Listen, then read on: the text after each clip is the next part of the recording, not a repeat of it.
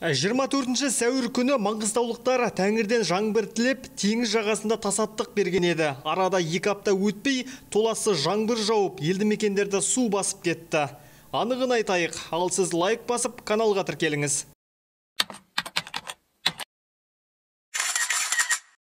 Былтыр Маңғыстау облысында құрғақшылық болып, мал қырылған еді. Шаруалар әбден тығырыққа тіреліп, қыстан қымтырылып шықты. Биыл да сондай нәубетті бастан кешпес үшін тұрғындар Алладан жаңбыр сұрап, тасаттық жасады. Діни шараға Ақтау қаласындағы амфитеатр алаңына 3000-нан астам адам жиналған. Халықтың тілегі қабыл болды ма? Әйтеуір көп күн өтпей, Жаңаөзен қаласында толассыз жаңбыр жауды. Жауын шелектеп емес, сарқырамадай төгілді. Кейбір елді мекендер судан зардап шекті. Тұрғын үйлердің ауласын су басып, баспаналар мен шаруашылық нысандарына аздаған зақым келген. Кейбір мектептерде сабақ тоқтатылды. Ақтау қаласында да жаңбыр сіркіреді. Табиғаттың тосын мінезіне қамыққан жан баласы жоқ. Өйткені тұрғындардың тілегені де осы.